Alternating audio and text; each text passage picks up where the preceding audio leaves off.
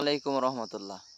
বাংলাদেশি আমার প্রবাসী ভাইয়েরা যারা মালয়েশিয়াতে আছেন, আমি তাদের উদ্দেশ্যে একটা কথা বলতে চাই। যারা অবৈধ আছেন, ঠিক আছে, অনেকেই আছেন একদম বইসা রইছেন, একদম হাতের মধ্যে কাজ নাই গা।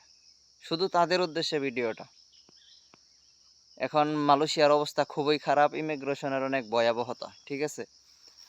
আপনারা যদি কাজ করতে চান, আমি কোনো দালালি না, আমি এক পয়সাও খাবো না, ঠিক আছে।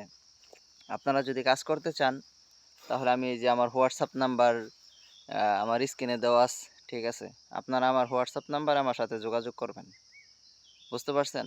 আর যাদের হাতে কাজ আছে বিন্দু পরিমাণও, তারা যোগাযোগ করার দরকার নাই, কারণ এটা পাম বাগান, ঠিক আছে ভাই। পাম বাগান ভাই এত সহজের কাজ না। এ দেখেন কত বড় বড় ফল, এক একটা ফলের ওজন প্রায় 40 কেজি, 50 কেজি, 60 কেজি, এমন বড় বড় ফল, ঠিক আছে। দেখছেন তো গাছ কত বড় বড়, বুঝতে পারছেন ভাই।